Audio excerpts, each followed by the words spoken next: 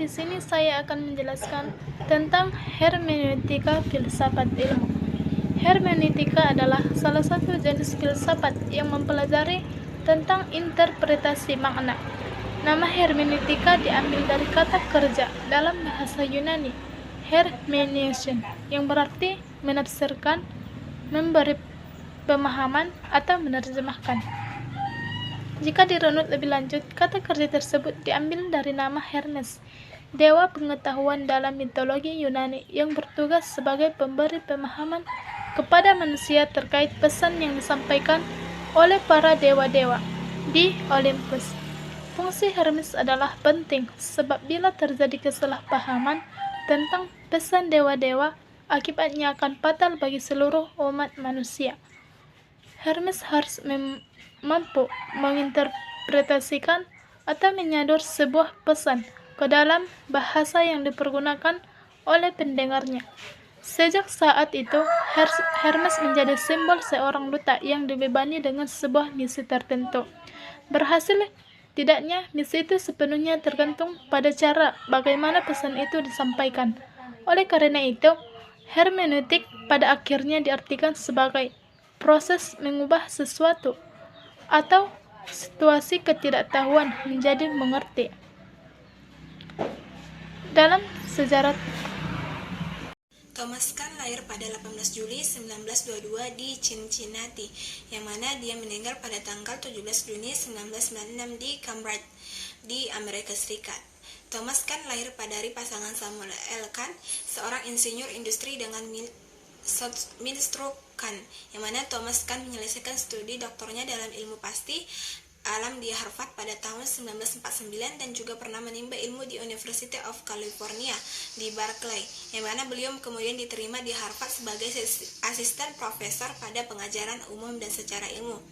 Pada tahun 1964 sampai 1979, Kuhn mengajarkan di Universitas Princeton, dan dari tahun 1979 sampai 1991 ia bertugas di Institute of Technology, yang mana Thomas Kuhn dengan konsep revolusinya ilmiahnya memiliki karakteristik pemikiran dan model filsafat baru dalam hal sejarah lahirnya ilmu pengetahuan dan filsafat sains, serta peranan sejarah ilmu pengetahuan dalam mengkonstruksinya ataupun memunculnya ilmu pengetahuan baru. Bagi Thomas Kuhn, sejarah ilmu pengetahuan merupakan hal yang terpenting dalam mengkaji permasalahan fundamental dalam epistemologi, keilmuan, karena sains pada dasarnya selalu ditandai dengan kuatnya paradigma serta revolusi yang lainnya. Istilah Thomas Kuhn sebagai fase sejarah lahirnya ilmu pengetahuan baru dimulai dengan normal science, kemudian terjadi anomali dan krisis. Setelah itu barulah muncul revolusi ilmiah sebagai untuk lahirnya ilmu pengetahuan.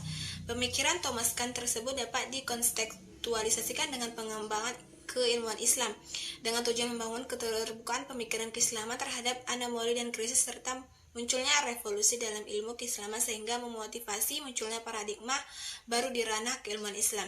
Berbagai pendekatan dalam studi Islam dapat digunakan seperti pendekatan normatif, historis, sosiologis, antropologis, dan pendekatan lainnya dalam rangka membumikan Islam menjadi agama yang rahmatan lil alamin. Assalamualaikum warahmatullahi wabarakatuh. Perkenalkan, nama saya Nursanti Harahap, NIM 2020-5026. Di sini saya akan menjelaskan yang dimana paralisme dalam paradigma. Yang dimana paradigma ini merupakan suatu cara ataupun cara pandang seseorang berupa perspektif untuk menjabarkan berbagai macam permasalahan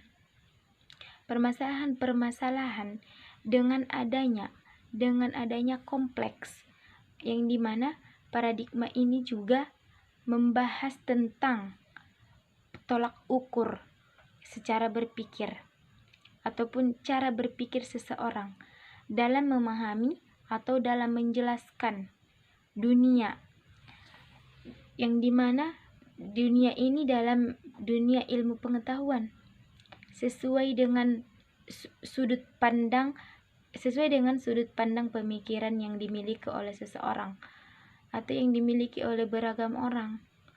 Nah, hubungan paradigma ini dengan internasional ialah merupakan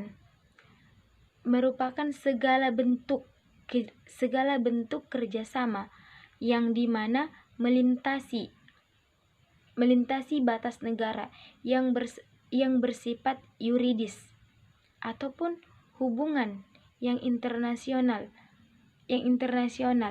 jika diiringi dengan perkembangan yang dimiliki oleh paradigma pada zaman Yunani kuno sehingga sekarang memiliki macam beberapa kemajuan yang dimana teknologi yang semakin hari semakin berkembang, semakin hari semakin kompleks, dan fasilitasnya semakin berkembang.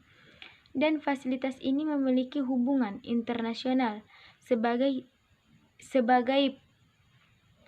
hambatan atau sebagai hambatan untuk mendapatkan ilmu-ilmu yang lain. Namun Plano ia mengemukakan bahwa hubungan internasional ini dengan paradigma tadi ialah mencakup kepada hubungan antara negara atau sebagai interaksi para aktor atau para tokoh yang ingin melanjuti perkembangan yang. Assalamualaikum warahmatullahi wabarakatuh. Di sini saya akan menjelaskan tentang pluralisme paradigma. Menurut pemikiran Thomas Kuhn, yang mana Kuhn mengatakan tentang paradigma adalah pandangan dasar tentang pokok bahasan ilmu yang mendefinisikan apa yang harus diteliti dan apa yang harus dibahas. Pertanyaan apa yang dimunculkan, bagaimana merumuskan pertanyaan, dan aturan apa yang harus diikuti dalam menginterpretasikan jawabannya.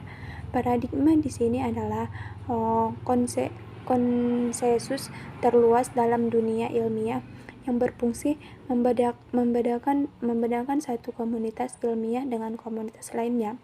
Paradigma metafisik merupakan konsensus terluas dalam bidang ilmu yang membantu mengatasi bidang skop dari bidang ilmu sehingga mampu mengarahkan ilmuwan dalam melakukan penelitiannya. Paradigma metafisik ini mengandung keyakinan, nilai-nilai, serta teknik dan metode yang digunakan oleh komunitas ilmuwan tertentu. Mungkin cukup sekian dari saya. Assalamualaikum warahmatullahi wabarakatuh. Di sini saya akan menjelaskan melanjutkan dari pemateri sebelumnya.